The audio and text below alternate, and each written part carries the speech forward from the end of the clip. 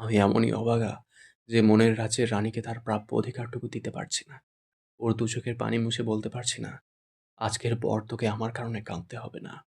ওকে জড়িয়ে ধরে চিৎকার করে বলতে পারছি না, আমি তোকে আকাশ সম ভালোবাসি। সবাইকে স্বাগত জানাই চ্যানেলে আসার জন্য। কেমন আছো তোমরা? আমি প্রীতম বলছি। আর এখন তোমাদেরকে শোনাবো আমৃত্যু ভালোবাসি তোকে উপন্যাসের 25তম পর্ব। লেখিকা সালমা চৌধুরী। দারুণ একটা পর্ব। এই পর্বে আবির আর মেঘের মধ্যে একটু সমঝোতা তৈরি হবে। আগে তো অনেক ঝগড়াঝাটি হয়েছে। তো যাই হোক, চলো উইদাউট ওয়েস্টিং এনি টাইম শুরু করা যাক। প্লিজ ভাইয়া এইভাবে বলো না। কারোর কিছু হবে না ইনশাল্লাহ। কত শত স্বপ্ন পূরণ করা বাকি। প্রাপ্তির খাতা যে এখনো শূন্য। জীবনে সফলতা, প্রেম, বিয়ে কিছুই তো হলো না। এই জীবনে কি পেলাম আমি? আমার কতদিনের ইচ্ছে মামা ডাক শোনার। সেই ইচ্ছেটাও তো কেউ পূরণ করছে না। তানভীরের কথা শুনে আবির শুকনো মুখেই বিষম খেল। রাকিব তাড়াতাড়ি পানির গ্লাস এগিয়ে দিচ্ছে। কোনো রকমে একটু পানি খেয়ে গ্লাসটা টেবিলে রাখতে রাখতে আবির বলল, তোর বোনের সাথে প্ল্যানিংটা তাহলে খুব শীঘ্রই করতে হচ্ছে। আবিরের কথা শুনে তানভীর পুরাই বেকুব হয়ে গেছে। আবিরের সিরিয়াস মুড ঠিক করতেই তানভীর মজা করেছিল। আবির যে এমন কথা বলবে এটা সে ভাবতেই পারেনি। রাকিব ঠাট্টার স্বরে বলল, প্রেম বিয়ের খবর নেই, ডিরেক্ট বাপ হওয়ার ধান্দা। আবির রাকিবের দিকে তাকিয়ে ঠোঁট বেঁকিয়ে হেসে জানালো, সবাই তো সিরিয়াস মেনটেন করেই, আমি বরং উল্টো করলাম। শুধু আমার বউটা রাজি হলেই হবে। তানভীর আর রাকিব দুজনেই হাসছে, সেই সাথে আবিরও। বেশ কিছুক্ষণ চললো এসব ফাজলামো। আবিরের জুনিয়র তানভীরকে মামা ডাকবে নাকি চাচ্চু, সেই নিয়েও আলাপচারিতা চলল। খানিকক্ষণ বাদে তানভীর স্বাভাবিক কণ্ঠে জিজ্ঞেস করলো, ভাইয়া, বোন নাকি আমার জন্য ঠিকঠাক? আমি আবারও ভুল পথে পা বাড়াচ্ছি না তো? দেখ ভাই, সিদ্ধান্ত নেওয়ার ক্ষমতা আমাদের আছে, কিন্তু সেই সিদ্ধান্ত সঠিক নাকি ভুল তা বলার ক্ষমতা আমাদের নেই। বন্যা মেয়েটা খুব ভালো, এই কথায় কোনো ভুল নেই, কিন্তু তোকে আরেকটু সাবধান হতে হবে। আমি জানি তুই ওর জন্য নিজেকে প্রতিনিয়ত পরিবর্তন করার চেষ্টা করছিস, তারপরও একটু কেয়ারফুল থাকিস। রেগে গেলে যে উল্টোপাল্টা আচরণ করিস, সেটার প্রভাব যেন কোনোভাবেই তার উপর না পড়ে। প্রয়োজন অপ্রয়োজনে একটু খোঁজ খবর নিবি। জানিস তো, মেয়েরা সুদর্শন পুরুষের থেকেও দায়িত্বশীল পুরুষের প্রেমে বেশি পড়ে। দুপুর পেরিয়ে বিকেল হয়ে গেছে। দুই ভাইয়ের কথা পুরোচ্ছে না। এর মধ্যে ফুফি আবিরকে কল দিয়েছিল। দুই ভাই ফুফির সঙ্গে কথা বলেছে। আবির আর তানভীর যতই ব্যস্ত থাকুক না কেন, সপ্তাহে অন্ততপক্ষে একদিন হলেও ফুফির সাথে দেখা করে আসে। আসিফ ভাইয়া এখনও দেশে ফেরেনি। তবুও জান্নাতের একাই দু বাড়িতেই যাতায়াত করতে হয়। একদিকে রাকিবদের একমাত্র বোন, অন্যদিকে ওই বাড়ির বড় বউ। জান্নাত সবারই খুব আদরের, বিশেষ করে মেহমুদা খানের চোখের মণি। শাশুড়ি সর্বক্ষণ বৌমাকে চোখে হারায়। বিকেলে খাওয়া দাওয়া করার সময় তানভীর কৌতূহল নিয়ে প্রশ্ন করল, ভাই একটা কথা জিজ্ঞেস করি? কি কথা? 3 দিন তুমি কোথায় ছিলে? তোকে নিয়ে যাবো না, নিজেই দেখে আসিস কোথায় ছিলাম। অফিসের কাজ শেষ করা পর্যন্ত তানভীর অফিসেই ছিল। যতটুকু পেরেছে নিজেও হেল্প করেছে। অফিস শেষে রাকিব সহ তানভীর আর আবির ঘুরতে বেরিয়েছে। সেখান থেকে বাসায় ফিরেছে প্রায় 8টার দিকে। মেঘ সোফায় বসে টিভি দেখছিল। আবির পকেট থেকে একটা কিটক্যাট চকলেট বের করে সোফার সামনে রাখা টি টেবিলের ঠিক মেঘের সামনে রাখলো। মেঘ চকলেটের দিকে তাকিয়ে রাগী স্বরে বলল, আমি খাবো না চকলেট। আবিরের ভারী কণ্ঠের জবাব, না খেলে ফেলে দে। মেঘ সঙ্গে সঙ্গে চকলেটটা হাতে নিয়ে ছুঁড়ে ফেলে দিয়েছে। আবির তীক্ষ্ণ দৃষ্টিতে খানিক চেয়ে রইল। পরক্ষণেই নিজের রুমের দিকে চলে যাচ্ছে। তখনই রুম থেকে আদি আসছে। ফ্লোরে চকলেট পড়ে আছে দেখে চকলেট হাতে নিয়ে মেঘের কাছে ছুটে এসে প্রশ্ন করে, মেঘাপু, চকলেটটা কার? খেতে ইচ্ছে হলে খেয়ে ফেল। Thank you মেঘাপু। বলেই আদি চকলেটের প্যাকেট ছিঁড়তে ছিঁড়তে রুমের দিকে চলে গেছে। আবির উপর থেকে সেটা দেখে নিজেও রুমে ঢুকে গেছে। মেঘ অত্যন্ত জেদি একটা মেয়ে, যা বলবে তাই করবে। কোনো কিছু খাবে না বললে দুনিয়া উল্টে গেলেও খাবে না। আবার কোনো জিনিস লাগবে মানে লাগবেই। মালার প্রতি তার রাগ অনেক দিন যাবৎ। ওই দিন রাতে কল দেওয়ার পর থেকে সেই রাগ এখন কন্ট্রোলহীন হয়ে গেছে। রাত 12টার পর কোনো মেয়ে কারণ ছাড়া কোনো ছেলেকে কল দেয় না। যদি এমনটাও হয় যে আবির মালাকে পছন্দ করে না, এমনকি তার হাতে আশিক নামটাও আবিরই লিখিয়েছে, তবে কেন মালা আবারও আবিরকে কল দেবে? আর আবিরই বা কেন মালাকে ব্লক করছে না? মূলত এই জেদেই মেয়ে কেমন আচরণ করছে। 9:30 নাগাদ তানভীর বন্যার নাম্বারে কল দিয়েছে। দুবারের বেলায় কলটা রিসিভ হলো। বন্যার সঙ্গে সঙ্গে সালাম দিয়েছে। তানভীর সালামের উত্তর দিয়ে কিছুটা রেগে প্রশ্ন করল, তোমার চোখে কি কোনো সমস্যা আছে? ওই না তো, কেন? তোমাকে কয়েক ঘন্টা আগে ফ্রেন্ড রিকোয়েস্ট পাঠিয়েছি, দেখোনি? নাকি অ্যাকসেপ্ট করার প্রয়োজন মনে করনি? বন্যা তৎক্ষণাৎ ফোন কেটে দিয়েছে। আরও 2 ঘন্টা আগেই দেখেছে তানভীর রিকোয়েস্ট পাঠিয়েছে। এমনকি তানভীরের আইডি ঘুরেও দেখেছে। বন্যা ইচ্ছে করেও অ্যাকসেপ্ট করেনি। এমনিতেই যেভাবে শাসন করে, সেখানে ফ্রেন্ড লিস্টে অ্যাড করলে সব কিছুতে নজরদারি করবে। এই ভয়ে অ্যাকসেপ্ট করেনি। কিন্তু এভাবে কল দেওয়াতে বন্যা তাড়াতাড়ি গিয়ে অ্যাকসেপ্ট করে দিয়েছে। কিছুক্ষণ পর তানভীর আবার কল করেছে। কল রিসিভ করতেই বন্যার এখন হাত কাঁপছে। ভয়ে ভয়ে রিসিভ করেছে। তানভীর এবার স্বাভাবিক কণ্ঠে বলল, কল কেটেছো কেন? অ্যাকসেপ্ট করেছি। ওকে। কোথায় আছো? নানু বাড়িতে। তোমার নানু কেমন আছেন? এখন কিছুটা সুস্থ, দোয়া করবেন। ফি আমানিল্লাহ। রাতে খেয়েছো? জি, আপনি? হ্যাঁ। আচ্ছা রাখি এখন। এই শোনো। জি ভাইয়া। আবার ভাইয়া? সরি, মুখ ফসকে বেরিয়ে গেছে, বলুন। I am sorry. দুপুরে তোমার সাথে রাগ দেখানোটা একেবারেই উচিত হয়নি। কিছু মনে করো না প্লিজ। মেজাজ একটু গরম ছিল। বন্যার রক্ষী যুগল প্রশস্ত হয়ে গেছে। হা হয়ে রুমের দেয়ালে চেয়ে আছে। স্বয়ং তানভীর খান থেকে সরি বলছে, এটাও ভাবা যায়। ছোট থেকে মেঘার বন্যা তানভীরের কম ধমক খায়নি। সেসব এখন অতীত। স্কুল কলেজের গণ্ডি পেরিয়ে দুজনেই এখন ভার্সিটির স্টুডেন্ট। মেঘার বন্যার আচরণে যেমন পরিবর্তন এসেছে, তেমনি তানভীরের আচরণে অনেক পরিবর্তন এসেছে। তবে আজকের সরি বলাটা বন্যার কাছে অকল্পনীয় বিষয়। তানভীরের সঙ্গে কথা শেষ করেই মেঘকে কল দিয়েছে। বন্যা, জানিস, তোর ভাই আমাকে ফ্রেন্ড রিকোয়েস্ট পাঠিয়েছে, আবার দুপুরের আচরণের জন্য সরিও বলেছে। মেঘ, তোকে আগেই বলেছি, আমার ভাইয়ের মতো মানুষ হয় না। রাগী হলেও মন ফ্রেশ। কিসের ফ্রেশ? তোর ভাইয়ের আইডিতে ঢুকছিলাম, লাস্ট কয়েকদিনের পোস্ট পড়ে আমি এখন কোমায় যাওয়ার রাস্তা খুঁজছি। মেঘ, ওমা কেন? বন্যা, এক একটা যে স্ট্যাটাস দিয়েছে, লাইনগুলো পড়েই আমি ক্লান্ত হয়ে গেছি। স্ট্যাটাসের মানে বোঝা তো বহু দূরের বিষয়। মেঘ, এটা আমার ভাইয়ের একার সমস্যা না। আমার মনে হয় এটা ছেলেদের ব্রেনের সমস্যা। মাঝে মাঝে আবির্ভাবে আধ্যাত্মিক লেভেলের কথা বলেন। আমার এক কান দিয়ে ঢোকে, অন্য কান দিয়ে বেরিয়ে যায়। আগামাথা কিছুই বুঝি না। আবির ভাইয়েরটা জানি না, তবে আমার কি মনে হয় জানিস, তোর ভাই হয়তো প্রেমে ছ্যাঁকা খেয়েছে। আজকে দুপুরেও দেখলি না, রেগেছিল, কতবার ফোনে কথা বলতে বলতে উঠে গেছে। বিশ্বাস না করলে তুই নিজে ওনার স্ট্যাটাসগুলো দেখিস। মেঘের হাসি মুখে অন্ধকার ছেয়ে গেছে। খুব চিন্তায় পড়ে গেছে মেয়েটা। বন্যা পুনরায় বলল, আমার আসতে কয়েকদিন দেরি হবে। তুই সাবধানে থাকিস আর ক্লাসগুলো ঠিক মতো করিস। মেঘ আচ্ছা বলে কল কেটে দিয়েছে। তার মাথায় বন্যার বলা কথাটা ঘুরছে। সঙ্গে সঙ্গে ফেসবুকে ঢুকে তানভীরের আইডি চেক করলো। বেশ কয়েকটা পোস্টে আবির ভাই আর রাকিব ভাইয়াদের কমেন্টও আছে। মেঘ সেসব কমেন্টও পড়েছে বিষয়টা বোঝার জন্য, কিন্তু কিছুই বুঝতে পারছে না। মেঘের শরীর ঘামছে, চোখে মুখে চিন্তার ছাপ। ফোন রেখে রুম থেকে বেরিয়ে তানভীরের রুম পর্যন্ত আসছে। দরজা ভেতর থেকে লাগানো। রুমে কম সাউন্ডে গান বাজতেছে। একাকী মন আজ নীরবে, বিভাগী তোমার অনুভবে, ফেরারি প্রেম খোঁজে ঠিকানা, আকাশে মেঘ মানে বোঝো কিনা। গানটা শুনে মেঘ কয়েক সেকেন্ডের জন্য স্তব্ধ হয়ে গেছে। কিছু ভেবে দু কদম পিছিয়ে গেছে। ডাকবে কিনা বুঝতে পারছে না। মনে অশান্তির ঝড় চলছে। চলে যেতে নিয়ে পুনরায় এসে দরজায় ডাকলো। ভেতর থেকে তানভীর প্রশ্ন করে, কে? আমি। দরজাটা খুললো।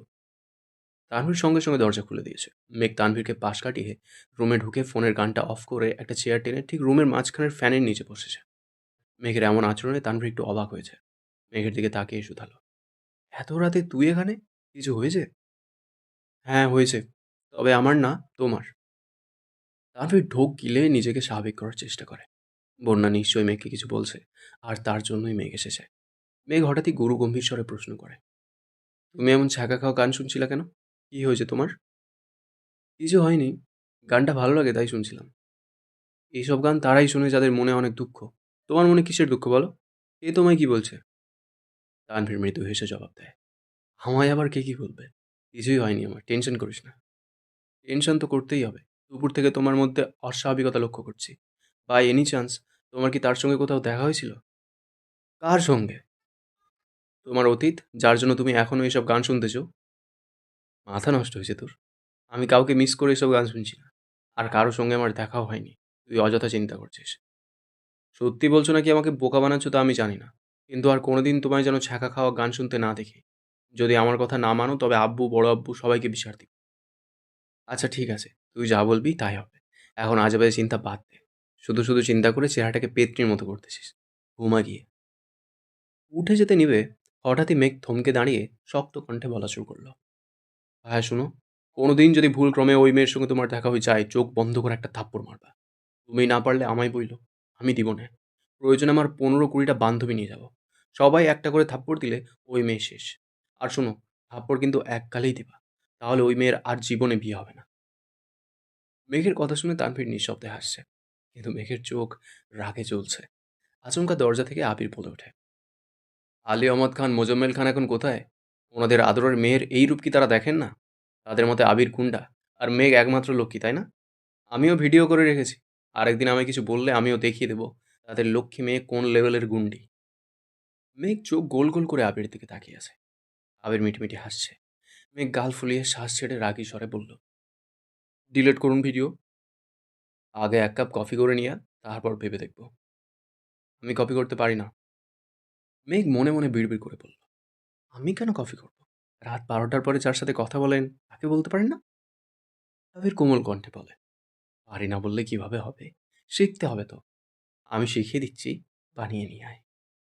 মেঘের ইচ্ছে না থাকা সত্ত্বেও কফি বানাতে যাচ্ছে। আবির পুনরায় ডেকে উঠল, সাবধান, হাত পুড়ায়েন না আবার। আবির তানভীরের সাথে 2 মিনিট কথা বলে দ্রুত নিচে আসছে। মেঘ ততক্ষণে গ্যাসে পানি গরম দিয়েছে মাত্র। আবির রান্নাঘরে এসে শান্ত কণ্ঠে বলল, যা আমি করতেছি। আপনি যদি করবেন তবে আমায় পাঠিয়েছিলেন কেন? তোরে কিছু বললে তো ভয় লাগে। যদি হাত পা পুড়াইয়া ফেলিস তাহলে তো জীবনের জন্য আমার কফি খাওয়া বন্ধ হয়ে যাবে। এখন ভিডিওটা ডিলিট করুন। ভিডিও করিনি, ডিলিট কি করব? মানে, আপনি আমার সাথে ফাজলামো করছেন? জি ম্যাম। মেঘ রাগে আবিরের মুখের পানে চেয়ে আছে। আবির মুচকি হেসে শুধালো, রাগ করছেন? মেঘ রাগে ফুঁসছে। আবির পুনরায় বলল, রাগটা কি একটু কমানো যায় না? মেঘের রাগ দ্বিগুণ বেড়ে গেছে। রাগে গজগজ করতে করতে বলে, আমার রাগে কার কি যায় আসে? আবির নরম স্বরে বলল, সরি। মেঘ ভেংচি কেটে চলে যেতে নিলে আবির ডেকে বলে, কাল বিকেলে রেডি থাকিস, একটা জায়গায় নিয়ে যাব। আমি যাব না। কেন? আমার কোথাও যাওয়ার মুড নেই, তাও আবার আপনার সাথে। ঠিক আছে, আমার সাথে না গেলে তানভীরের সঙ্গে যাস। কারোর সাথেই যাব না। না গেলে কিন্তু স্পেশাল কিছু মিস করবি। মিস যদি না করতে চাস তাহলে কালকের জন্য রাগটা পাশের বাড়িতে রেখে তানভীরের সঙ্গে চলে যাস। আমি যাব না মানে যাবই না। মেঘ রাগে কটমট করতে করতে চলে যাচ্ছে। আবির পেছন থেকে আবারও ডেকে বলে, ভেবে দেখিস রাগটা পাশের বাড়িতে রাখা যায় কিনা। মেঘ আর পিছনে ফিরে তাকায়নি। বিড়বিড় করে বকতে বকতে রুমে চলে গেছে। সকাল থেকে আবির আর তানভীর বাসায় নেই। অফিস 3 দিনের ছুটি, কিন্তু দুই ভাই ভোরবেলা না খেয়েই বেরিয়ে পড়েছে। তানভীর ঠিক 2টার সময় বাসায় ফিরেছে। 1-1.5 ঘন্টা মেঘকে বুঝিয়ে রিকোয়েস্ট করেছে রেডি হওয়ার জন্য, কিন্তু যেদি মেয়ে যাবে না মানে যাবেই না। আবিরের প্রতি ক্ষোভই কমছে না তার। আবির ভাইকে দেখলে একটু আধটু প্রেমানুভূতি জাগলেও তানভীরের কথা মনে পড়তেই সব ভুলে যায়। তানভীর ভাইয়ের মতো তার জীবনটাও না এমন হয়। মালার সাথে যদি আবির ভাইয়ের সত্যিই কিছু থেকে থাকে, তবে তাকেও তার ভাইয়ের মতো ছ্যাঁকা খাওয়া গান শুনে জীবন কাটাতে হবে। এসব ভেবেই মাথা ব্যথা শুরু হয়ে যায়। মেঘকে বোঝাতে ব্যর্থ হয়ে তানভীর 4টার দিকে আবার বেরিয়ে পড়েছে। আলী আহমদ খান আর মোজাম্মেল খান সন্ধ্যায় সোফায় বসে চা খাচ্ছে আর গল্প করছিলেন। সেই সকালে আবির আর তানভীর বেরিয়েছিল। তানভীর 2 ঘন্টার জন্য বাসায় ফিরলেও আবির সারা দিনেও ফেরেনি। বিষয়টা দু ভাইয়েরই নজরে পড়েছে। আবিরের আম্মুকেও জিজ্ঞেস করেছে, উনি জানেন না। সারাদিনে আবিরের সাথে কথাও হয়নি। আলী আহমদ খান নিজেও দুবার কল দিয়েছেন, নো রেসপন্স। আবিরের সঙ্গে বাবা চাচার দূরত্ব দিনকে দিন বেড়েই চলেছে। আবির টাইম মতো অফিসে যায়, নিজের কাজও ঠিকঠাক মতো করে। সেই সাথে বাবা চাচার কাজও এক হাতে সামলায়। কাজের বাইরে 10 মিনিটের জন্য ওনাদের সাথে বসে না, এক কাপ চা পর্যন্ত খায় না। প্রয়োজনের বাইরে কোনো কথা বলে না। অথচ একটা সময় পর্যন্ত আবির যা করতো সব আব্বু আর চাচুকে জানিয়ে করতো। বাইরে থাকাকালীনও রেগুলার আব্বু আর চাচুর সাথে কথা হতো। গত 1.5 বছরে ছেলের এত পরিবর্তন মেনে নিতে পারছেন না আবিরের আব্বু। প্রায় দুই ভাই এই বিষয় নিয়ে কথা বলেন, কিন্তু এর কোনো সমাধান পান না। রাত 9টার দিকে আবির কয়েক বক্স মিষ্টি নিয়ে বাসায় আসছে। একটা বক্স হাতে নিয়ে উপরে সোজা মেঘের রুমে হাজির হয়েছে। মেঘ জামা প্রিন্ট করছিল। হঠাৎ পিছন ঘুরতেই আবিরকে দেখে আঁতকে ওঠে। আবির ঠিক তার পেছনে দাঁড়ানো। আবির একটা মিষ্টি হাতে নিয়ে নরম স্বরে বলল, নে, হাঁ কর। কিসের মিষ্টি? হাঁ করতে বলেছি। ভারী কণ্ঠ শুনে মেঘ হাঁ করে মিষ্টিটা মুখে নিল। আবির দ্বিতীয় মিষ্টিটা 2 আঙুলে নিতে নিতে গম্ভীর কণ্ঠে বলল, তুই যদি কথা মানতি তাহলে জানতে পারতি কিসের মিষ্টি। যেহেতু যাসনি তাই এ বিষয়ে তোকে আপাতত আর কিছুই বলবো না। আবির আরেকটা মিষ্টি মেঘকে খাইয়ে দিয়ে বক্সটা টেবিলের উপর রেখে চলে গেছে। আজ সকাল থেকে বাড়িতে মানুষের ভিড়। আবিরের রুমে কাজ করাবে। এত বছরে বাড়ির অন্যান্য রুমগুলো দু একবার রং করা হলেও আবিরের রুমে রং করা হয় না অনেক বছর যাবৎ। রং করলে ছেলের স্মৃতি মুছে যাবে বলে মালিয়া খানের কড়া নির্দেশ ছিল, আবিরের রুমে কোনো রকমের কাজ করানো হবে না। আবির ফিরেছে অনেক দিন, তবুও রং করায়নি। মায়ের অনুমতি নিয়েই রুমে কাজ করাচ্ছে। পুরাতন কিছু জিনিসপত্র সরিয়ে নতুন জিনিস আনা হচ্ছে। রুমে এসি লাগানো হচ্ছে। দুপুরবেলা মেঘ হঠাৎই কি মনে করে যেন আবিরের রুমে আসছে। রুম সম্পূর্ণ অগোছালো। পা ফেলার অবস্থা নেই। দেয়ালে সাদা রং করা হচ্ছে। এরপর অন্য রং দেওয়া হবে। মেঘ আহ্লাদি কণ্ঠে ডাকল, আবির ভাই। হুম। আমি কিন্তু আপনার রুমের দেয়ালগুলোতে আর্ট করব। আবির এদিক সেদিক তাকিয়ে একটা দেয়াল দেখিয়ে বলল, তুই চাইলে এই দেয়ালে তোর লতাপাতার ডিজাইন করতে পারিস। মেঘ অভিমানী স্বরে বলল, থাক, লাগবে না। হ্যান্ড প্রিন্টিং এর কাজ শিখছে, তাই মান অভিমান সাইডে রেখে এসেছিল প্রিয় মানুষের রুমটাকে নিজের মতো করে সাজাতে। আবির ভাই চান বা না চান, সে তো নিজেকে আবির ভাইয়ের প্রেমিকা মনে করে। সে এই অধিকার বোধ নিয়ে এসেছিল। কিন্তু আবির একটা দেয়ালে রং করার অনুমতি দেওয়ায় তার বড্ড অভিমান হয়েছে। আবির বিরক্তিকর কণ্ঠে বলল, রং না করালে বলছিস কেন? আর আসছিস কেন আমার রুমে? আমি ডেকে আনছিলাম তোকে? যা এখান থেকে। আগামী 7 দিন তোর আমার রুমে আসা সম্পূর্ণ নিষেধ। যদি ভুলেও আমার রুমে আসার চেষ্টা করিস, তাহলে তোর খবর আছে। রুমে কয়েকজন মিলে রং করছিল। সবার সামনে কথা বলায় মেঘ খুব অপমানিত হয়েছে। কাঁদতে কাঁদতে বলে, আপনার রুমে আসছি বলে কি মহাভারত অশুদ্ধ হয়ে গেছে? হ্যাঁ, হয়েছে। একদম কাঁদবি না, যা এখান থেকে। মেঘ কাঁদতে কাঁদতে বেরিয়ে যেতে নিলে কিসের সঙ্গে হোঁচট খেয়ে পড়তে নিলে নিজেকে সামলাতে এক হাত দরজায় আর এক হাত সদ্য রং করা দেয়ালে রেখে কোনো রকমে পড়ে যাওয়ার হাত থেকে বেঁচেছে। স্বাভাবিক হয়ে মেঘ পিছন ফিরে তাকিয়েছে। আবির যেন দেখেও না দেখার ভান করে আছে। একটা জলজ্যান্ত মানুষ পড়ে যেতে নিচ্ছিল, অথচ তার ধরার কোনো চেষ্টা নেই। ঠিক আছে কিনা জিজ্ঞেস করার কোনো প্রয়োজন বোধ করছেন না। এমন আবির ভাইকে মেঘ কখনো চায়নি। আবির ভাইয়ের অ্যাটিটিউডের চেয়েও বেশি ওনার যত্নের প্রেমে পড়েছিল মেঘ। সেই মানুষটা এত পরিবর্তন হয়ে গেছে ভেবেই মেঘ অবাক হয়ে যাচ্ছে। মাথা নিচু করে রুম থেকে বেরিয়ে গেছে। 5 মিনিটের মধ্যেই রুমে সাদা রং করা শেষ হয়ে গেছে। কয়েকজনের মধ্যে একজনের নজর পড়ে দরজার পাশের দেয়ালের দিকে। মেঘের হাতের চাপে দেয়ালে স্পষ্ট ছাপ পড়ে গেছে। ছেলেটা রং নিয়ে এগিয়ে আস্তে আস্তে বলে, রংটা দেখা যায় নষ্ট হয়ে গেছে। সমস্যা নাই, এখনই ঠিক করে দিচ্ছি। আবির গম্ভীর গলায় বলে, সাবধান, এই ছাপের উপর যেন রং না পড়ে। ভাই, এভাবে রাগ দেখানো ঠিক না। আপনার বোনের হাত বোধহয় ভুল দেয়ালে লেগে গেছে। এখনো ভেজা আছে। রং দিয়ে দিলেই ঠিক হয়ে যাবে। কিছু বোঝা যাবে না। আবির মুচকি হেসে বলে, এই ছাপ ভুল করে হয়নি। আমি ইচ্ছে করেই করিয়েছি। এই রুমটা যার, তার স্মৃতি তো রাখতেই হবে। মেঘ যাওয়ার জন্য পা বাড়াতে যাবে এমন সময় আবির পা বাড়িয়ে দিয়েছিল। আর আবিরের পায়ের সঙ্গে হোঁচট খেয়ে মেঘ পড়তে নিয়েছিল। ছেলেটা দাঁত কেলিয়ে এসে বলে, ভাই, উনি কি আপনার ভালোবাসার মানুষ? হ্যাঁ। তাহলে এত রাগ দেখালেন যে? কারণ আছে। তুমি কাজ করো। আর হ্যাঁ, ও যেন কোনোভাবেই রুমে না আসে। খেয়াল রেখো। আচ্ছা ভাই। 2 দিন হয়ে গেছে আবিরের রুমে রং করা হয়েছে। মেঘ অনিচ্ছা সত্ত্বেও ছাদে যাওয়ার সময় আবিরের রুমের দিকে তাকিয়েছে। আবির বাসায় থাকলে সবসময় দরজা বন্ধ থাকে। আর বাসায় না থাকলে রুমে তালা দেওয়া থাকে। রুমে তালা দেখে মেঘের মেজাজ আরও বেশি খারাপ হয়। সন্ধ্যার দিকে মেঘ ড্রয়িং রুমে বসে বসে মা কাকিদের সঙ্গে আড্ডা দিচ্ছিল। মেঘ অকস্মাৎ বলে উঠল, বড় আম্মু, তুমি কি জানো তোমার ছেলে যে অবৈধ কাজ করে? মানে? কি বলছিস কি? হ্যাঁ, তা না হলে বাড়ির মধ্যে এত মানুষ থাকা সত্ত্বেও ওনার রুমে তালা দিয়ে রাখতে হয় কেন বলো? আবির রুমে তালা দিয়ে রাখে? হ্যাঁ, বিশ্বাস না করলে উনি বাসায় না থাকলে দেখে আইসো। আচমকা মাথায় গাঁটটা খাওয়ায় মেঘ উফ বলে পেছন দিকে তাকাতেই দেখে আবির দাঁতে দাঁত চেপে দাঁড়িয়ে আছে। কণ্ঠস্বর দ্বিগুণ ভারী করে বলে, রুমে তালা দিয়ে রাখছে বলে কি আমি অবৈধ ব্যবসা করি? এ কেমন লজিক? আচ্ছা, আমি কি অবৈধ কাজ করি বল? না বলতে পারলে তোর একদিন কি আমার একদিন। মেঘ মাথায় হাত ঘষতে ঘষতে বলল, আপনার ব্যবসা আপনিই ভালো জানেন। মেঘ উঠতে নিলে আবির ধমক দিয়ে বলে, সব বিষয়ে ফাজলামি করবি না। তোদের যন্ত্রণায় রুমে তালা দিয়ে রেখেছিলাম। আমার রুমে অনেক গুরুত্বপূর্ণ কাগজপত্র আছে, যার মধ্যে একটা কাগজ হারালে সেটাকে খুঁজে বের করা জীবনেও সম্ভব না। সেগুলো যেন নষ্ট করতে না পারিস তার জন্য তালা দিয়ে রেখেছি। মেঘ মাথা নিচু করে চেয়ারে বসে আছে। ইদানিং আবির ভাইয়ের সাথে ঝামেলা একটু বেশিই হচ্ছে। মজা করে কিছু বললেও আবির ভাই কেমন যেন সিরিয়াস হয়ে যায়। আবির এক কাপ কফি হাতে নিয়ে সোফায় গিয়ে বসেছে। ল্যাপটপে কাজ করছিল। মেঘ কিছুক্ষণ বসে থেকে রুমে চলে যাচ্ছে। সিঁড়ি দিয়ে ওঠার পথে হঠাৎ নজর পড়ে ল্যাপটপের পাশে রাখা আবিরের ফোনের দিকে। ফোনে একটার পর একটা কল আসছে। আবিরের সেদিকে কোনো নজর নেই। মনোযোগ দিয়ে কাজ করছে আর কফি খাচ্ছে। মেঘ 3টা সিঁড়ি নেমে দেখার চেষ্টা করছে আর কল আসছে। সূক্ষ্ম দৃষ্টিতে তাকিয়ে কোনো রকমের শিওর হলো কলগুলো মালাপুর নাম্বার থেকে আসছে। মেঘের মেজাজ খারাপ হতে 2 সেকেন্ড সময় লাগলো না। আবির ভাইয়ের সঙ্গে সম্পর্কের অবনতির মূলে এই মালাপু। মেঘ রাগে গজগজ করে নিজের রুমে চলে গেছে। কিন্তু রুমেও স্থির হতে পারছে না। একবার রুমের ব্যালকনিতে যাচ্ছে, একবার শুচ্ছে, রুম থেকে বেরিয়ে সিঁড়ি পর্যন্ত এসে আবার রুমে চলে যাচ্ছে। কি করবে না করবে বুঝতে পারছে না। একবার রুম থেকে বেরিয়ে ব্যালকনিতে আসতেই নিচে নজর পড়ে। সোফায় আবির ভাই নেই। ল্যাপটপ, ফোন এমনিতেই পড়ে আছে। রান্নাঘরেও কেউ নেই। মেঘ দ্রুত সিঁড়ি দিয়ে নেমে আসে। ফোনের লক খোলা দেখে তাড়াতাড়ি কল লিস্টে ঢুকেছে।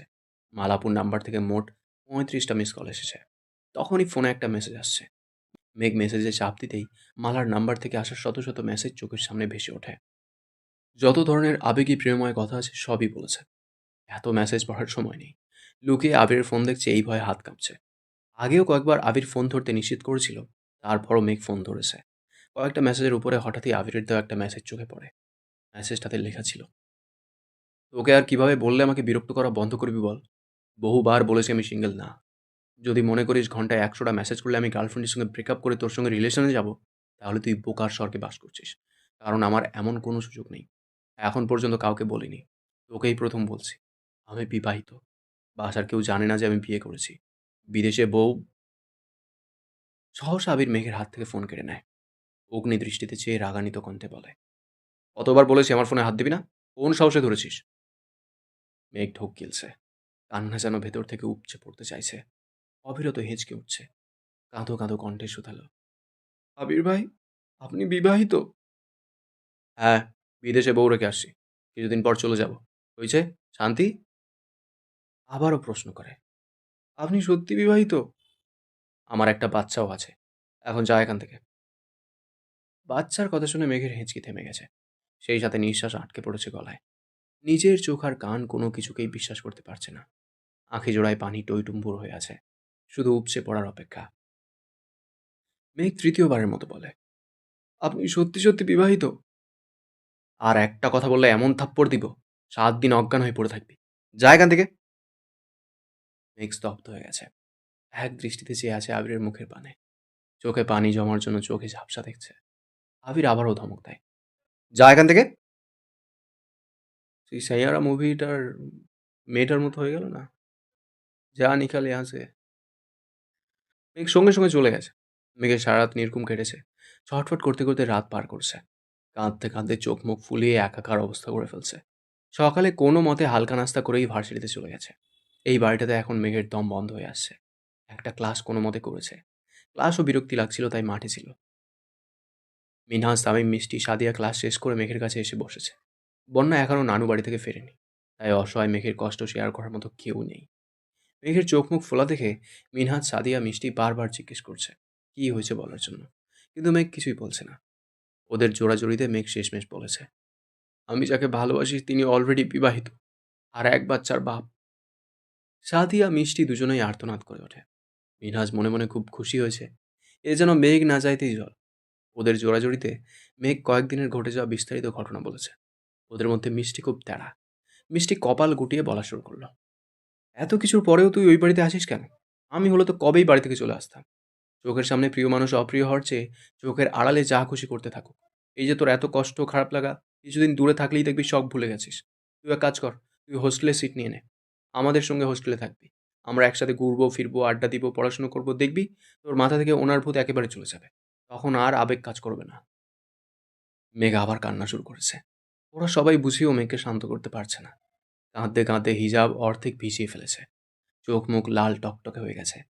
সাদিয়া, মিষ্টি, মিনহাজ, তামিম প্রায় ঘন্টাখানেক বুঝিয়েছে। তাদের সব কথার মূল কথা, মেঘ যেন বাড়ি থেকে চলে যায়। মেঘ হোস্টেলে আসলে মিনহাজের জন্য বেশ সুবিধা হবে। তাই মিনহাজ আরও বেশি উৎসাহ দিচ্ছে। শেষ পর্যন্ত মেঘও মন স্থির করেছে সে বাড়ি ছেড়ে চলে আসবে। ভার্সিটি কোচিং করার সময় একবার মন স্থির করেছিল ভার্সিটিতে চান্স পেলে বাড়ি ছেড়ে চলে যাবে। কিন্তু আবির ভাইয়ের আবেগে জড়িয়ে এতদিন বাড়ি ছাড়ার ইচ্ছে হয়নি। তবে ইদানিং আবির ভাইয়ের আচরণ প্রতিনিয়ত মেঘকে কষ্ট দিচ্ছে। গতকালের বলা কথাটাতে মেঘ পুরোপুরি বিধ্বস্ত হয়ে পড়েছে। এমতাবস্থায় তার পক্ষে একই বাড়িতে আবিরের মুখোমুখি চলাফেরা করা কোনোভাবেই সম্ভব না। তাই সিদ্ধান্ত নিয়েছে সে সত্যি হোস্টেলে চলে যাবে। স্যারের সাথে কথা বলে ফর্মও নিয়ে গেছে। ভার্সিটি থেকে ফেরার পর থেকে মেঘ হালিমা খানের রুমেই শুয়ে আছে। এই বাড়ি ছেড়ে, বাড়ির মানুষগুলোকে ছেড়ে, আম্মুকে ছেড়ে হোস্টেলে চলে যাবে ভাবতেও বুকের ভেতরটা কেঁপে উঠছে। মাকে জড়িয়ে ধরে ফুঁপিয়ে ফুঁপিয়ে কাঁদছে মেঘ। হালিমা খান পাশ ফিরে মেঘের মুখের দিকে তাকালো।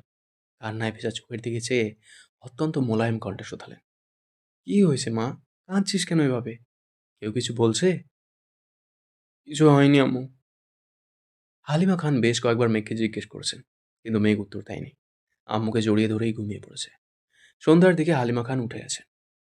মেঘ সন্ধ্যার আরও অনেক পর পর্যন্ত ঘুমিয়েছে। ইদানিং মন খারাপের কারণে ঠিকমতো খাওয়া দাওয়া করে না মেয়েটা। শরীর অনেক দুর্বল হয়ে গেছে। আবির সন্ধ্যার দিকে বাসায় ফিরেছে। মেঘের রুমের সামনে দিয়ে যাওয়ার সময় নজর পড়ে মেঘের রুমের দরজা খোলা। ফোনটাও বিছানার উপর পড়ে আছে। গতকাল রাতে ধমক দেওয়ার পর থেকে এখনও মেঘকে দেখেনি আবির। মেঘের রুমে পা বাড়ালো, কিন্তু মেঘ কোথাও নেই। ফাঁকা রুম দেখে আবিরের বুকটা মোচড় দিয়ে উঠেছে। নিচে মিমা রাধি খেলতেছে, ওখানে মেঘ নেই। রুমেও নেই। ফোনটাও রুমে ফেলে গেছে। রুম থেকে বের হওয়ার জন্য দু কদম এগুতেই মেঘের ফোনে কল বেজে উঠেছে। আবির ঘাড় ফিরিয়ে তাকালো ফোনের দিকে। মিনহাজ নামে সেভ করা নাম্বার দেখে আবিরের মেজাজ চরম মাত্রায় খারাপ হলো। কল রিসিভ করতেই ওপাশ থেকে মিনহাজ বলে ওঠে, কিরে তুই বাসায় বলছিস? বাসার মানুষ রাজি হয়েছে? কবে আসতেছিস তাহলে? আবির অত্যন্ত গুরুতর কণ্ঠে শুধালো, কোথায়? মেঘের ফোনে কোনো পুরুষের কণ্ঠস্বর শুনে মিনহাজ সঙ্গে সঙ্গে কল কেটে দিয়েছে। ভয়ে মিনহাজের হাত পা ঠান্ডা হয়ে যাচ্ছে।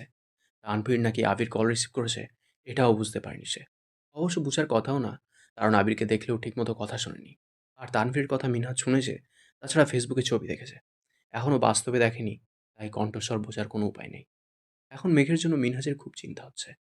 মেঘ বাসায় না বলে থাকলে নিশ্চয়ই এখন বকা খাবে। আবির মেঘের ফোন রেখে নিজের রুমে চলে গেছে। জানুয়ারি মাসের হাড় কাঁপানো শীতেও রাগে আবিরের শরীর ঘামছে। ফ্রেশ হয়ে সোজা নিচে আসছে। আবিরকে আসতে দেখে মিমা রাধি যে যার মতো রুমে চলে গেছে।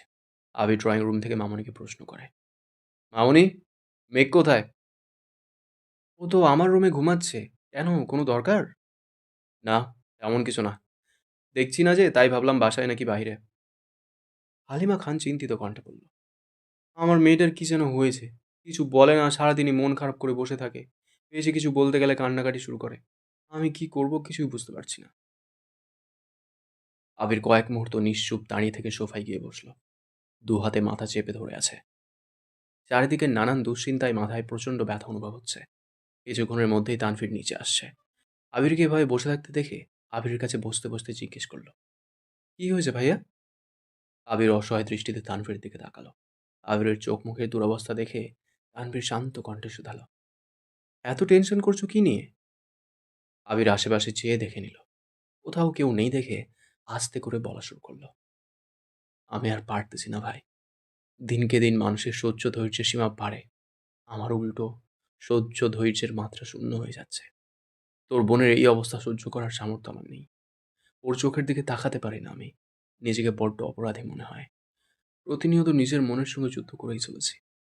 নিজেকে সামলাতে না পেরে সব সময় ওরে দূরে সরিয়ে রাখি। বুকে পাথর রেখে আর কতদিন চলবো? তোর বোনের কান্নায় আমার বুকের উপর জমানো পাথর পর্যন্ত গলে গেছে।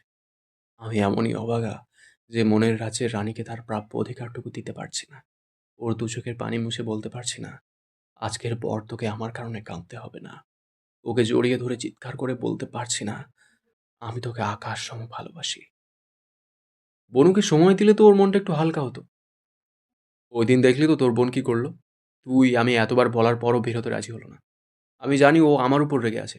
আর কেন রেগে আছে সেটা খুব ভালো করে জানি। তারপরও ওর রাগ ভাঙাতে পারছি না। রাগ ভাঙাতে গেলেই একের পর এক প্রশ্ন করবে। আমি সেই প্রশ্নগুলোর মিথ্যে উত্তর দিতে পারবো না। দরকার হয় দূরে থাকবো। তবুও আমি ওকে আর কোনো মিথ্যে কথা বলবো না। এটা আমার প্রমিস। ফুপ্ফির বিষয়ে কিছু ভাবছো? সেটাই ভাবতেছি। কিভাবে ভাই বোনদের সামনাসামনি করাবো? আর কি রিয়াকশন হবে? এসব ভেবেই মাথা আলো যাচ্ছে আমার। হালিমা খান দু ভাইয়ের জন্য কফি আর নুডলস নিয়ে আসতেই দু ভাইয়ের কথোপকথন থেমে গেছে। আবির নিজের ফোন হাতে নিয়ে চাপাচাপি করছে।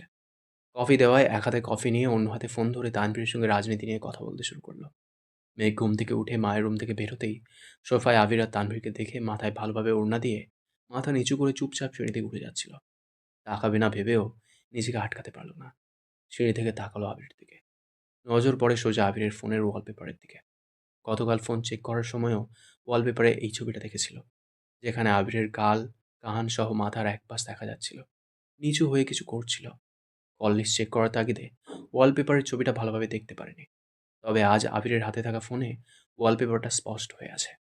তবে আজ আবিরের হাতে থাকা ফোনে ওয়ালপেপারটা স্পষ্ট দেখা যাচ্ছে।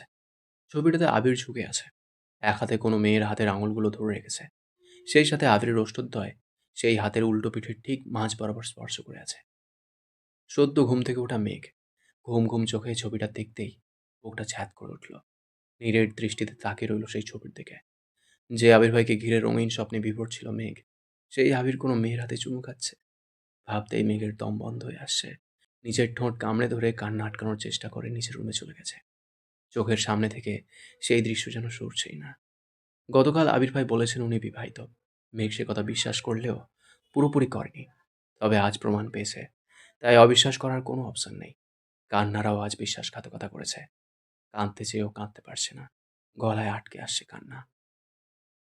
আজ পুরো টেবিল ফাঁকা, শুধু এক কোণে মেঘ বসে আছে। অনেকক্ষণ যাবতই মেঘ খাওয়ার টেবিলে বসে অপেক্ষা করছে। আব্বু আর বড় আব্বুকে হোস্টেলের ব্যাপারটা কিভাবে বলবে সেটাই ভাবছে। স্যারের থেকে আনা হোস্টেলের ফর্মটা গত রাতেই পূরণ করে রেখেছে। এই বাড়িতে আর থাকবে না বলে মানসিক প্রস্তুতিও নিয়ে নিয়েছে। আস্তে আস্তে সবাই খাবার টেবিলে উপস্থিত হলো। মেঘ সবার আগে খাবার শেষ করে বসে আছে। কিভাবে বলবে এই সাহসটুকু হচ্ছে না। সামনে আবির বসা, এজন্য মূলত আরও বলছে না। আবির খাবার শেষ করে বেসিনের দিকে যেতেই মেঘ বলল, আব্বু, আমার একটা কথা ছিল।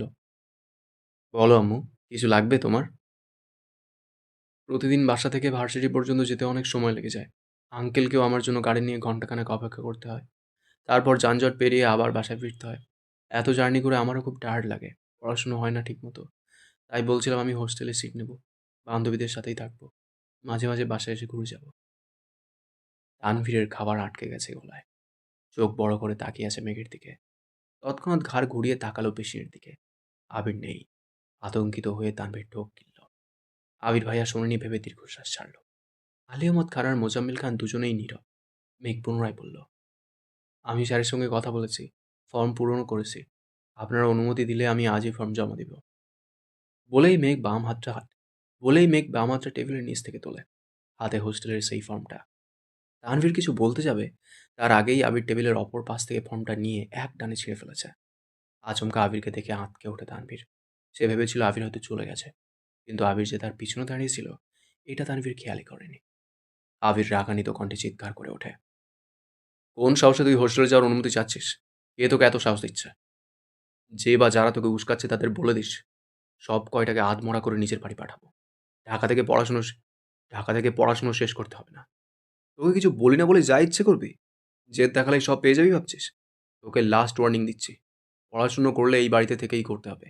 বাড়ির বাইরে যেতে চাইলে পা দুটা ভেঙে ঘরে বসায় রাখবো। আলী আহমদ খান গম্ভীর কণ্ঠে বললেন, আবির হচ্ছেটা কি? বাড়ির মেয়েদের সাথে উচ্চস্বরে কথা বলবে না। যাও এখান থেকে। আবির রাগে কটমট করতে করতে চলে যাচ্ছে আর বলছে, এরপরও যদি কেউ অনুমতি দেন এর ফল খুব খারাপ হবে। গতকালের মিনহাজের বলা কথাগুলো বারবার মনে পড়ছে। ওদের উস্কানিতেই মেঘ এসব করছে এটা বুঝতে বাকি নেই আবিরের। এদিকে তানভীর কি বলবে বুঝতে পারছে না। আবির্ভাবে চিৎকার করলো, আব্বু বা বড় আব্বু কিভাবে রিয়াক্ট করবে এটাও বুঝতে পারছে না।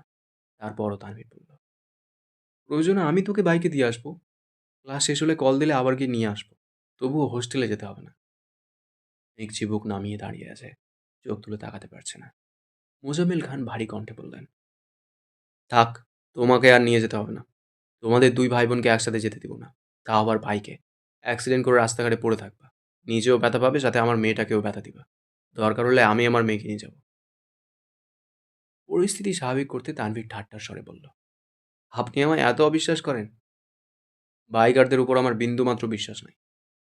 ভয় পাইয়েন না, আমার জীবন থাকতে আপনার মেয়ের আর আমার বোনের গায়ে একটা আঁচড়ও পড়তে দিব না আমি। এটুকু বিশ্বাস রাখতে পারেন। মেঘ এবার ছল ছল নয়নে তানভীরের দিকে তাকিয়েছে। তানভীর মেঘকে অনেক ভালোবাসে, এটা মেঘ বুঝতে পারে। কিন্তু আজ এত কনফিডেন্স নিয়ে আব্বুর সামনে এভাবে কথাটা বলছে দেখেই মেঘ আশ্চর্য নয়নে তাকিয়ে আছে। আচমকা আবিরের রুম থেকে কাঁচ ভাঙার শব্দ আসে। শব্দ শুনেই মেঘ সেদিকে এক পলক তাকিয়ে তৎক্ষণাৎ সিঁড়ির দিকে চলে। তানভীরও খাবার রেখে বেসিনে হাত ধুতে চায়।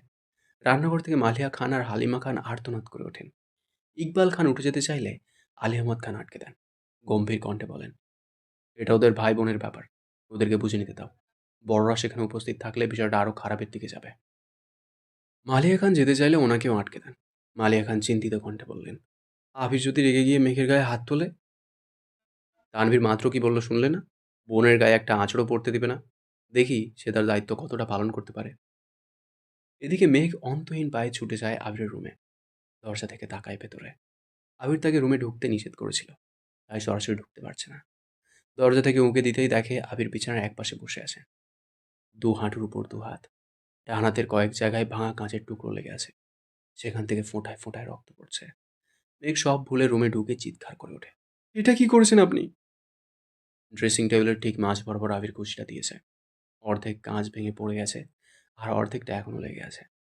মেঘ হাত থেকে কাঁচ ছুটাতে গেলে আবির নিজের হাত সরিয়ে নিয়ে রাগান্বিত কণ্ঠে বলে, ডোন্ট টাচ মি। মেঘ সেসব কথায় কান না দিয়ে আবার এগিয়ে যায় আবিরের কাছে। দ্বিতীয়বারের মতো হাত ধরতে গেলে আবির 4 গুণ ভারী কণ্ঠে চিৎকার করে ওঠে, বললাম তো, ছুবি না আমায়। বলেই পাশের টেবিলে থাকা কাঁচের গ্লাস ছুঁড়ে মারে ড্রেসিং টেবিলের দিকে। এই দৃশ্য দেখে মেঘ আতঙ্কে দু কদম পিছিয়ে যায়। ভয় শরীর ঠান্ডা হয়ে যাচ্ছে, হাত পা কাঁপছে, দাঁড়িয়ে থাকার শক্তি পাচ্ছে না। ড্রেসিং টেবিলের বাকি অর্ধেক কাঁচ সাথে গ্লাসের ভাঙা টুকরোতে ফ্লোর ভরে গেছে। মেঘ কপাল কুঁচকে তাকিয়ে আছে আবিরের হাতের দিকে। কাঁচের টুকরোগুলো এখনো হাতে ঢুকে আছে, খোলার চেষ্টাও করছে না। ফ্লোরে লাল টকটকে রক্ত ভেসে যাচ্ছে। ভয়ে মেঘের গলা শুকিয়ে কাঠ হয়ে গেছে। এমন সময় তানভীর রুমে ঢোকে। আবিরের কাছে যেতেই আবির রাগী স্বরে বলল, তানভীর, তোর বোনকে এখান থেকে যেতে বল। তানভীর স্বাভাবিক কণ্ঠেই মেঘকে বলল, তুই রুমে যা। মেঘ কাঁদো কাঁদো কণ্ঠে বলল, ওনার হাতে কাঁচ। আমি দেখছি, তুই যা প্লিজ। মেঘ রুম থেকে বেরিয়ে যাচ্ছে। যেতে যেতে বেশ কয়েকবার তাকিয়েছে, চোখ ছলছল করছে। সামান্য হোস্টেলে যাওয়ার কথাতে আবির ভাই এভাবে রিয়েক্ট করবেন মেঘ ভাবতেও পারেনি। আজ ভার্সিটিতেও যায়নি। মিনহাজ, সাদিয়া, মিষ্টি অনেকবার কল দিয়েছে, কলও রিসিভ করেনি। তানভীর আবিরের হাত পরিষ্কার করে একজন ডাক্তার এনে ব্যান্ডেজ করিয়েছে। মেঘ সারা দিনেও রুম থেকে বের হয়নি। সন্ধ্যার পর তানভীর মেঘের রুমে আসছে। তানভীর, ভাইয়াকে দেখতে গেছিলি? মেঘ, না, উনি বারণ করেছেন যেতে। তানভীর, তখন তোর আগে বারণ করেছে, একবার গিয়ে দেখে আসিস। মেঘ, আমি যাব না। তানভীর, কেন? মেঘ, উনি আমায় ওনার রুমে যেতে বারণ করেছেন, ওনাকে ছুঁতে নিষেধ করেছেন। আমি কেন যাব ওনাকে দেখতে? তানভীর, এত রাগ জেদ ভালো না বনু।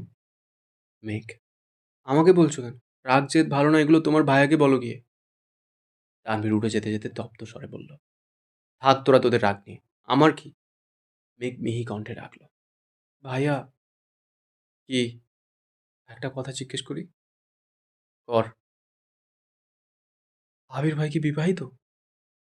তানভীর ভ্রু কুঁচকে প্রশ্ন করে, তোকে কে বলছে? আবির ভাই। ভাইয়া তোকে এই কথা বলছে? হ্যাঁ। ভাইয়া তোকেই বলছে? ঠিক আমাকে না, মালাবুকে মেসেজে বলছে। পরে আমি জিজ্ঞেস করছি, তখন বলছে হ্যাঁ বিবাহিত। ও আচ্ছা। মালা ভাইয়াকে অনেকদিন যাবৎ ডিস্টার্ব করে, পিছু ছোটাতে বাধ্য হয়ে হয়তো বিবাহিত বলেছে। আমাকেও তো বলেছে, আমি কি ওনাকে ডিস্টার্ব করি নাকি? ফুর পাগলি, তোকে তো মজা করে বলছে। আর বাচ্চা? তানভীর কপাল গুটিয়ে আহম্মকের মতো প্রশ্ন করলো, কিসের বাচ্চা? উনি যে বললো ওনার একটা বাচ্চা আছে। হায় আল্লাহ! ভাইয়া বলছে আর তুই বিশ্বাসও করে ফেলছিস? তোর সাথে ফাজলামো করছে পাগল। এসব চিন্তা বাদ দিয়ে ভাইয়াকে দেখে আসিস। তানভীর চলে গেছে। মেঘ দীর্ঘ নিঃশ্বাস ছাড়ল, কিন্তু মনের ভেতরে অস্বস্তি কাটল না। আবির ভাইয়ের ফোনের ওয়ালপেপারটা বারবার চোখে ভাসছে। যদি বিবাহিত না হন, তবে ওই ছবিতে মেয়েটাকে। আগেও একবার আবির ভাইয়ের ওয়ালপেপারে একটা মেয়ের ছবি ছিল, ওই মেয়ে পাকে। অনেকক্ষণ ভাবনা চিন্তা করে অবশেষে আবিরের রুমের সামনে আসলো। দরজায় দাঁড়িয়ে চেয়ে আছে। আবির ঘুমাচ্ছে, তাই ভেতরে ঢুকছে না। এক দৃষ্টে চেয়ে আবিরকে দেখছে। এত রাগ, অভিমান, ক্ষোভ সবকিছুর পরেও ওনার প্রতি এক অন্য রকম টান কাজ করে। এই অনুভূতি পৃথিবীর সব অনুভূতিকে হার মানাবে। 10 মিনিট পর আবির সজাগ হয়েছে। দরজায় মেঘকে দেখে আস্তে করে বলল, ভেতরে আয়। পুরুষালী কণ্ঠ মস্তিষ্কে পৌঁছাতেই মেঘের ঘোর কেটে যায়। ধীর পায়ে রুমে ঢোকে। দাঁড়িয়ে আছে দেখে আবির বসতে বলল। মেঘ চেয়ারে বসতে গেলে আবির বিছানার পাশে দেখিয়ে বলল, এখানে বস। মেঘও আবিরের কথা মতো আবিরের মাথার কাছে বসলো। দুজনেই বেশ খানিকটা সময় নীরবতা পালন করলো। অবশেষে মেঘ নমনীয় কণ্ঠে জিজ্ঞেস করলো, হাতে কি ব্যথা আছে? কম। ঔষধ খাইছেন? না। কেন? এমনি, ইচ্ছে হয়নি। ঔষধ খেতে কি কারো ইচ্ছে হয়? কি জানি। আপনি তো এমন ছিলেন না, এমন হচ্ছেন কেন? কেমন হচ্ছে? ভণ্ড। মনে হয় তোর ছোঁয়া লেগেই হইতেছি। ইস! আমি মোটেই ভণ্ড না। হুম, মাঝে মাঝে একটু ভণ্ডামি করিস আর কি। আবির ভাইয়ের মায়াবী কণ্ঠে হুম শুনে মেঘের সব অভিমান গলে গেছে। মুখ গোমড়া করে ডাকল, আবির ভাই। আবিরের দৃষ্টি সরাসরি মেঘের চোখে পড়ে। চাওয়াচাই হয় দুজনের। এবার আবির হুম না বলে ভ্রুজোড়া পরপর দুবার নাচায়। আবিরের এমন কাণ্ডে মেঘ নিঃশব্দে হেসে মাথা নিচু করে ফেলে। আবির ভাইয়ের এমন চাহনি প্রতিবার মেঘকে লজ্জায় আড়ষ্ট করে। আবির মোলায়েম কণ্ঠে শুধালো, কিছু বলবি? মেঘ উপর নিচ মাথা নাড়ে। আবির বলে, বল। আপনি কি সত্যি বিবাহিত? হয়তো। বাচ্চা? প্ল্যানিং করবো ভাবছি। মানে কি এসবের? বিয়ে করেছি, বাচ্চার প্ল্যানিং করব না? কাল যে বললেন বাচ্চা আছে। ওটা তো কল্পনায়। মেঘ গম্ভীর কণ্ঠে বলল, ফাজলামি বন্ধ করুন। ভাইয়া বলছে আপনার বউ বাচ্চা কিছুই নাই। না, এ হতে পারে না। আমার বউ আছে, কল্পনায় বাচ্চাও আছে। আর একটা প্ল্যানিং করবো ভাবছি। ফাজলামো বাদ দিন, সত্যি করে বলুন প্লিজ। আচ্ছা, তুই না আমায় বিশ্বাস করিস না, তাহলে এই কথা চোখ বন্ধ করে বিশ্বাস করে ফেলছিস কিভাবে? তার মানে ভাইয়া যা বলছে তা সত্যি? আল্লাহ জানেন। আবিরের ওয়ালপেপারের ছবিটার কথা ভেবে মেঘ পুনরায় ডাকে, আবির ভাই। হুম। আপনার ওয়ালপেপারের ছবিটা কার? আমার কেন? আপনার তো জানি, কিন্তু মেয়েটাকে? মেয়ে আসলো কোথা থেকে? আমি দেখেছি। আবির পাশ থেকে ফোন নিয়ে লক খুলে মেঘের দিকে ধরল। ছবিটাতে আবির ঝুঁকে জুতার ফিতা বাঁধতেছিল। আবিরের থেকে কিছুটা দূরে একটা ছেলে একটা মেয়ের হাতে চুমু খাচ্ছে। ওয়ালপেপারটা দূর থেকে দেখলে মনে হবে আবিরই মেয়েটার হাতে চুমু খাচ্ছে। মেঘ ছবিটা দেখে আবিরের দিকে ফোন দিয়ে বলল, ওয়ালপেপার দেওয়ার মতো আর ছবি নেই আপনার? আছে। এটা চেঞ্জ করবেন? Okay ma'am. মেঘ নিশ্চুপ। নিজের পচা চিন্তাভাবনার জন্য লজ্জায় মাথা নিচু করে বসে আছে। আবির মোলায়েম কণ্ঠে বলল, আসছিস যখন এক কাজ কর। কি? ওইখানে তেল আছে, আমার চুলে তেল দিয়ে দে। আমি? তোকে? আমার যে বউ আছে এটা তো তুই মানতেছিস না। এখন দিয়ে দে তেল। আপনাকে ছুঁতে নিষেধ করেছিলেন, হয়তো ভুলে গেছেন। চুলে তেল দিলে তো স্পর্শ করতে হবে। ও আচ্ছা, তার মানে ছবি না বলে মনস্থির করেই ফেলেছিস? জি। এত জেদ কোথায় থাকে তোর? জানি না। আবির বাম হাতে মেঘের ডান হাত টেনে নিজের কপালের উপর রেখে বলল, দেখ, গায়ে কত জ্বর, মাথা ব্যথায় তাকিয়ে থাকতে পারছি না। তারপরে তুই যদি জেদ নিয়ে থাকতে চাস, আমার কিছুই বলার নেই। মেঘ তাড়াতাড়ি গিয়ে তেলের বোতলটা নিয়ে আসছে। এতক্ষণ গা ছুঁইনি বলে জ্বরের মাত্রা বুঝতে পারেনি। অল্প অল্প করে তেল হাতে নিয়ে আবিরের চুলে ম্যাসাজ করে দিচ্ছে। আবির অপলক দৃষ্টিতে মেঘের দিকে তাকিয়ে আছে। ঠোঁটের কোণে এক চিলতে হাসির ঝলক। মেঘের নজর পড়তেই মেঘ হালকা ধমকের স্বরে বলল, মাথায় না ব্যথা? চোখ খুলে রেখেছেন কেন? আবির সঙ্গে সঙ্গে চোখ বন্ধ করে ফেলেছে। মেঘ বেশ খানিকক্ষণ চুলে ম্যাসেজ করে মাথা টিপে দিয়েছে।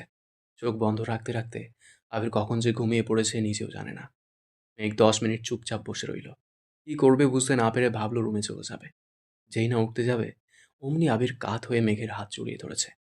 আবির জ্বরের ঘোরেই ভিড় করতেছে, তুই যাস না প্লিজ। মেঘ দুবার আবিরকে ডাকে, কিন্তু আবির গভীর ঘুমে তলিয়ে আছে। জ্বর বাড়তেছে। জলপটি দিবে যে তার ব্যবস্থাও নেই। আবিরের হাত আঁকড়ে ধরায় উঠতেও পারছে না। আবিরের মাথায় হাত বুলাচ্ছে, আবিরকে ডাকছে, কিন্তু আবিরের কোনো সাড়া নেই। কপালে গলায় হাত দিয়ে মেঘ বারবার জ্বর পরীক্ষা করছে। দিশা বিশা না পেয়ে মেঘ নিজের গাল আবিরের কপালের সঙ্গে মিশিয়ে রেখেছে, যেন গায়ের তাপ কিছুটা হলেও মেঘের শরীরে চলে আসে।